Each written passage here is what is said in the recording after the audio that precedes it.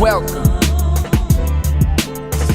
Yeah, I let these words flow out like water from a spout. Suicide Squad is the third movie in the DC universe to come to theaters, and as is the trend with them all so far, it has become incredibly divisive, especially between the fans and the critics.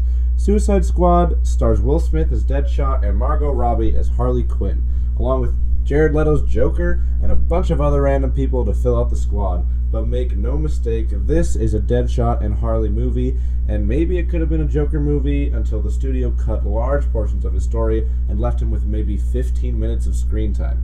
So, as has been the game plan for these DC movies for a while now, Warner Bros. Took a look around to see what people were liking, and they saw Guardians of the Galaxy. So they went ahead and decided we might as well just make our own version of this, but with Will Smith, because people like him, right? And as the desperation continued and BvS didn't quite make the splash they were hoping for, they decided to chuck in Batman, since he was one of the few bright spots from Batman v Superman, and while they were at it, why not put another Joker in it too? Hell, let's just have Hot Topic sponsor the whole damn movie. And if that wasn't enough to already juggle, they went back for reshoots in order to give David Ayer's originally darker film a fun and poppy feel with lots of quips and jokes. And after the good press of the trailers, they decided, why don't we just hire this company that made our trailer to edit our entire movie? And yes, you can absolutely tell. So basically, they learned nothing from Batman v Superman and decided once again to throw as many cooks in the kitchen as possible while completely leaving the story and characters by the wayside in favor of visuals and world building. Come on, guys! So Suicide Squad focuses on a group of supervillains, some more so than others, who are forced by Amanda Waller, who was actually represented quite well by Viola Davis, aside from a lack of much to do and one rather brutal moment that felt completely out of left field, both for this movie and her character. But whatever. Anyways, Waller really wants to release all these criminals from jail so they can defend the world from the next metahuman threat, a threat which she literally goes on to create and lose control of later in the movie. And so after the first roughly 40 minutes of flashback and setup, and more setup and top secret manila folders, we get around to our main villain, Enchantress, who goes rogue pretty much immediately and is by far the most powerful being in the Suicide Squad. Even though Waller has a plan for this and has her voodoo heart to control her, she just stabs it out of anger and decides never to crush the thing and end the situation right there. Instead, she decides to round up her squad and send them to Midway City to stop Enchantress and her random mummy brother, who never talks or becomes anything interesting, from destroying the world with some floaty lightning machine. Now, before we get into that adventure, let's talk about our so-called squad real quick. We got Will Smith in some paintball gear, and he's only tangentially a bad guy. I mean, sure, he makes some jokes at other people's expense, but it looks like he only really kills high-value mob targets and those worse than him, and he has a daughter that means the world to him, because God forbid Will ever play a slightly darker character than the outright hero. And Will's doing Will Smith thing. It's pretty refreshing considering it's been almost a decade since we've gotten to watch him be fun action hero Will Smith. And although a portion of his stuff seems to be stuck in the 90s, for the most part he was enjoyable to watch, even if this character didn't really go through that much of an arc. Now, Harley Quinn is a huge part of this movie, and although Margot Robbie is perfectly cast and really brings a lot more to the character than what's on the page, particularly in a scene where she really does let her guard down on a car before building back up this facade in front of the squad, that really goes a long way in showing who she is. Most of the material she's given in the movie really does her no favors, whether it be the terrible one-liners that were clearly just made for the trailers. Seriously, what the hell's wrong with you people? We're bad guys. It's what we do. Or the basically non-existent arc she was given, she's really just set up to fail here. And although I'm sure her popularity will soar for all the quippiness and once again the hot topic level relatability, her whole story did feel a bit off. After she revealed herself to be more nuanced than just the surface level she puts on most of the time, it was difficult to only get that from her for the rest of the movie. That is, besides a completely strange dream scene where she apparently wishes she could be a housewife with normal Joker, wouldn't her dream be closer to returning to being the king and queen of Gotham crime with the Joker, or something like that? But then again, none of the dream sequences really matched their characters. Deadshot apparently didn't care about his daughter, even though they were beating us over the head with it for the entire movie. He just wants to kill Batman, I guess. And also, the film felt like it was setting up Harley trying to get revenge on the Joker after he left her for dead in the lake, Maybe she was playing him and upon reuniting would at the very least be a bit angry or have a plan to get back at him or hold him accountable in some way? No. He's just her puddin' right away before he's out of the movie a second later. And while we're on the subject, what the hell was this Joker? Putting aside the ridiculous outfits and the bare-chestedness and the grills and the tattoos that really did him no favors, this guy wasn't really Joker. If he hadn't had the classic green hair, the pale skin, he would have just been another crime lord who loves excess. You know, one of those fools that Heath Ledger's Joker made mincemeat out of. But it appears all this Joker cares for is his stuff and how cool he can make his room look. That and being entirely too sexual with every single person he meets, to the point where he literally growls at people upon meeting them. Between the ridiculous mannerisms Jared Leto adds to the Joker and the complete lack of understanding of the character, he never really makes any jokes, a staple for the dude who's named after them. This Joker was actually difficult to watch every time he was on screen.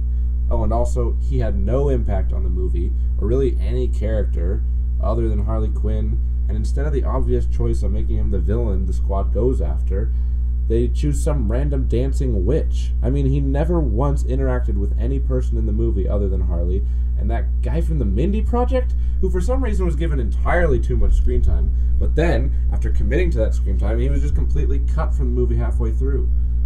This film absolutely reeked of this kind of erratic editing, scenes that would just cut off before even a minute there, and without even mentioning the 10 different music video montages that checker across the movie with songs that everyone loves, right? That don't really fit in the movie.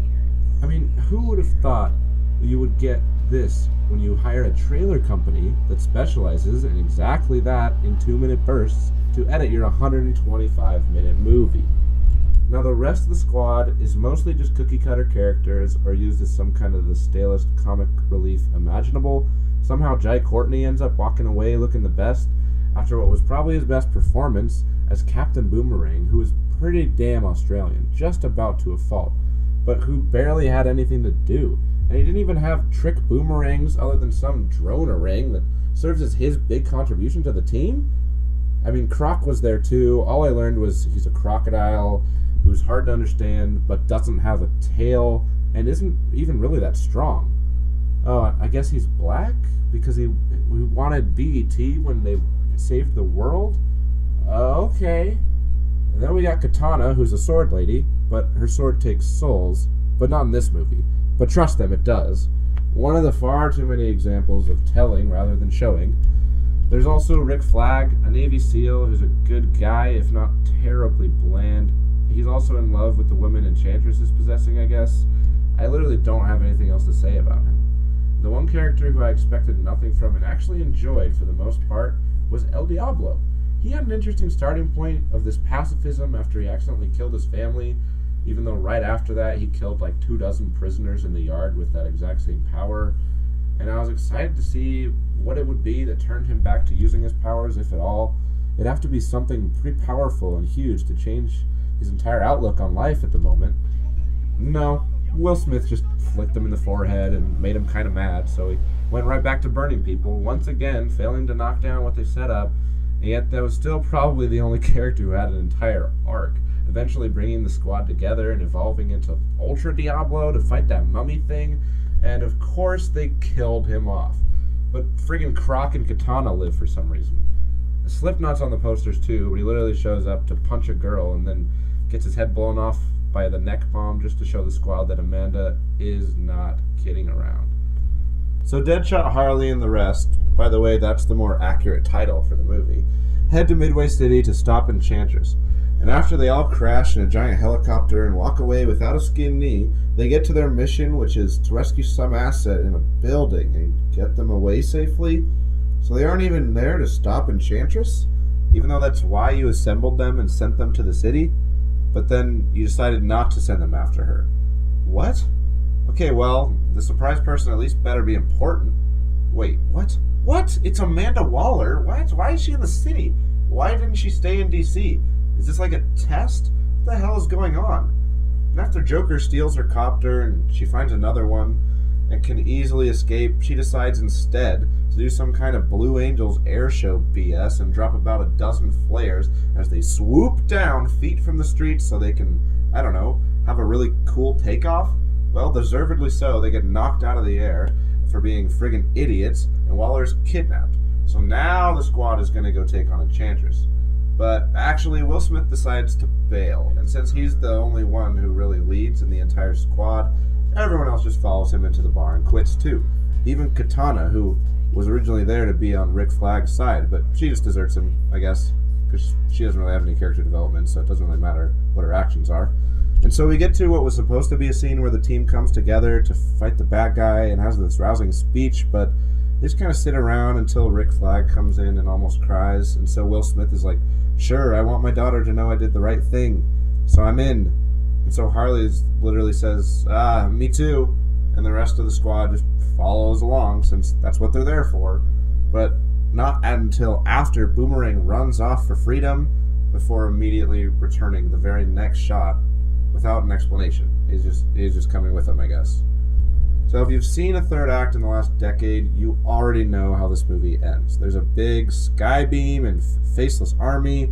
It's gonna end the world, but they beat the army, and then Diablo sacrifices himself to kill the mummy.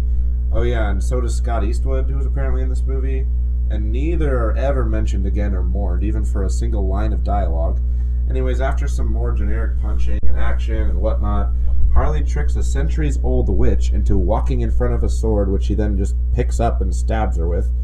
Man, if only Enchantress had some kind of teleportation powers, heck, even telekinesis, but oh well. And when the squad crushes the heart and explodes the machine, because yeah, even though the squad was created to defend against metahuman and supernatural threats, it's explosions that end up being the deciding factor and defeating both threats in the movie. Well, and Waller shows back up and sends everyone back to prison until Joker breaks Harley out, because, yeah, I guess he's alive, whatever, you don't really care. And so the tale ends. Although David Ayer's original version may have been vastly different than the one we ended up getting, and after all the hype, we still barely even got any Joker, barely enough to base him on, although from where I'm sitting, it's difficult to argue he isn't one of the worst live screen adaptations of Joker of all time. But hopefully DC can learn the right lessons from this movie, although they still haven't, based on the two course redirections they did after their last two movies. They still haven't managed to get this universe on the right track, but the next two down the line are Wonder Woman and Justice League, and if those two are still as divisive and, more honestly, disappointing as the last couple movies they've had, then it's going to be even harder to keep this universe going. Now, on a scale of 1 to 10 dumb tattoos, I'd give it a smiley hand and a damaged forehead, which of course translates to a 4 out of 10. And the worst part of this is I was hoping this would be the one. I still think the cast was fantastic, and there were moments that worked. If a few characters could have been given more chances, if the structure and the story had been tweaked or thrown out completely, it could have just been awesome. I still think the place that they went wrong is when they chose Enchantress as the villain instead of the Joker. It would have provided so much more for all of them to do, especially Harley, and more room for each of them to shine while still doing some world building. Hopefully, that's where they end up going in the second one, if there is one. They had a pretty big box office. Anyways, thanks so much for watching. I'll have more music, TV, and movie stuff coming up. If you want to watch some of these videos I have right here, go ahead. You can subscribe or like if you want to see more or you like the video. Let me know what you thought. Is this the best or the worst DC Universe movie? I can't even decide myself. They're all really close and all really not in a good way. Anyways, thanks so much. I'll be back again soon. Movie Mammoth signing off.